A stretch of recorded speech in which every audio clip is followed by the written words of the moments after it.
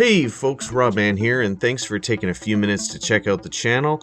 Well, we have it folks. With Season 2 slated to wrap up in a week's time, we finally have the Season 3 outline of upcoming content for Warzone, Call of Duty Vanguard multiplayer, and Zombies. We also got a new extended video hyping up an upcoming limited time event, Operation Monarch, but we'll talk about that later in the video. This is a new channel, and you, the viewers, have an opportunity to shape this channel to be whatever you want it to be. If you like the content so far, or have any requests or ideas for new content, please, by all means, drop a like on the video, hit that subscribe button with notifications turned on, and please leave a comment down below or drop me a line on Twitter at robman3387. Let's jump right into it with the Season 3 roadmap. As always, we can expect a few new weapons, and this time we'll be receiving a new marksman rifle and assault rifle, the M1916 and Nikita AVT. The notes on the M1916 describe the marksman rifle as a semi-automatic rifle with a combination of power and fire rate.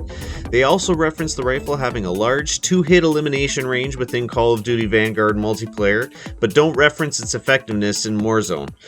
While highlighting the M1916 as an excellent option at range, the notes reference its recoil may be difficult to handle.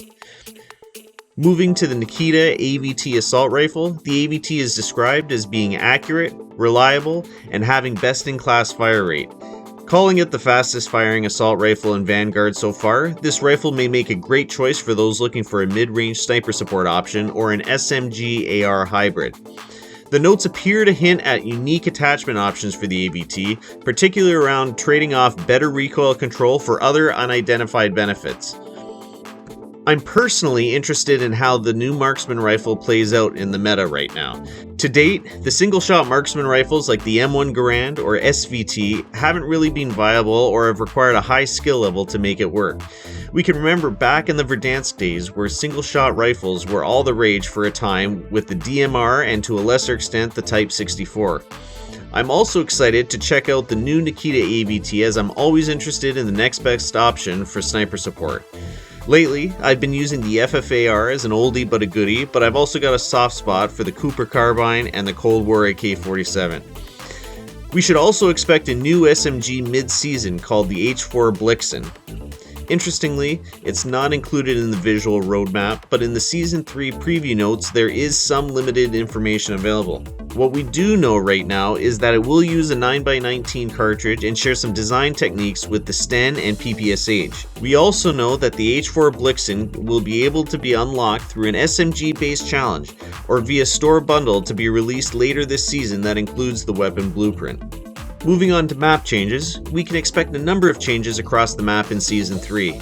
Dig Site is listed as a new point of interest that will be added to the map located between mines and ruins. Sharp observers will note that Dig Site is already highlighted as a point of interest on the Caldera map in-game after this week's update. However, no changes have been made to the physical map. The notes describe Dig Site as having abandoned excavation equipment, tents, and massive skeletons for supply boxes and other items.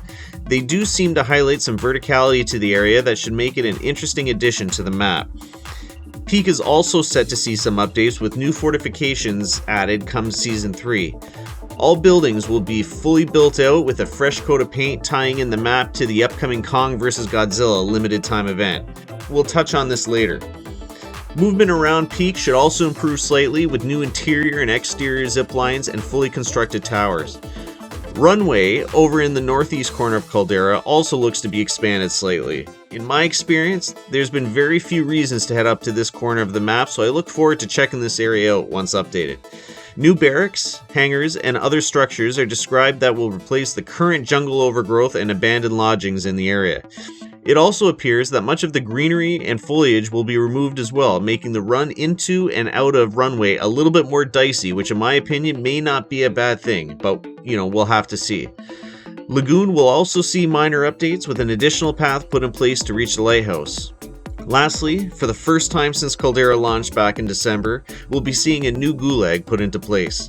Titled The Hold, the new arena is described as roughly symmetrical and is based in the belly of a ship moored just off the coast of Caldera, with identical hallways on the perimeter.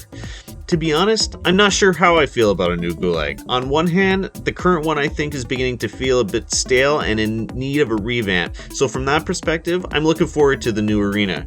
However, we all know that not all Gulags are created equally. I personally was not a fan of the Gulag found in Verdansk 84 that introduced limited verticality. While a symmetrical 3-lane map design sounds promising and no mention of verticality is made, I'll reserve judgment until we see how it plays out. As for other updates, we can expect 3 new personalities to jump into the fray, presumably with a number of challenges and outfits to unlock. We'll also see the return of Iron Trials, this time in Caldera. I'm actually looking forward to this, even though I wasn't admittedly the best at it during its time in Verdansk. Iron Trials, I think, really pushes players, casual or otherwise, to really step up their game and increase their skill level. I am legitimately curious to see how this mode plays on Caldera, with arguably more cover, more difficult sightlines, and a terrain that favors more outdoor and longer range gunfights. While I hope they don't limit the standard Battle Royale mode too far when Iron Trials is added to the playlist, I hope that a range of Iron Trials is made available. While Season 3 is set to launch on April 27th, the limited time event Operation Monarch is set to launch on May 11th at 9 AM Pacific Time. Let's first take a look at the most recent video. It wasn't until some time later that we realized the storm was coming. Something far more powerful and fearsome than anything we could ever hope to comprehend.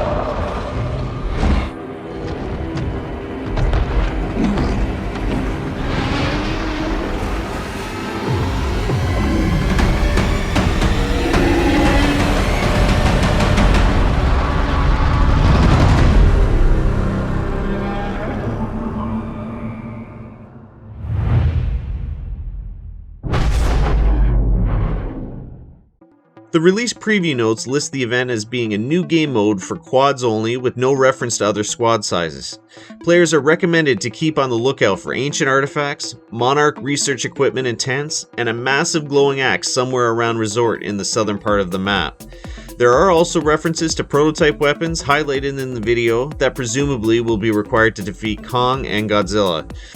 I recently mused in a previous video that perhaps these prototype weapons are in fact an extension of Season 2's Nebula 5 gas manufacturing and the introduction of Nebula 5 rounds. In my opinion, this would seem to make sense and at least tie in Season 3 with Season 2 content, considering it appears Raven is moving away from a World War II focused theme. I think it would certainly help the Call of Duty franchise to save a little bit of face in the fact that Vanguard has not lived up to expectations and is selling poorly, largely due to the World War II theme in my humble opinion. What do you think about the potential for Nebula 5 rounds to be tied in with the upcoming prototype weapons in Season 3's Operation Monarch? Do you see that happening? Let me know what you think or any predictions you might have in the comments below. So with that pretty much covers the Season 3 preview and what we can expect for the next weeks in Call of Duty Warzone. I'm looking forward to this season, particularly with some of the map changes and the apparent focus away from a World War II themed storyline. I would be remiss if I didn't mention some of the chatter out there that there might be a major sniper overhaul coming to Caldera. There's been commentary out on Twitter and some of the chat boards that recognizes that the sniper meta has been the Modern Warfare Kar 98K and the Cold War Swiss K31 for some time now. While the Vanguard snipers got a much needed buff to their bullet velocity, they are still far from competitive or frankly even pleasurable to use compared to the MW Kar or Cold War Swiss. What do you think the state of Warzone is today, and are you looking forward to what Season 3 has in store for Warzone's Caldera?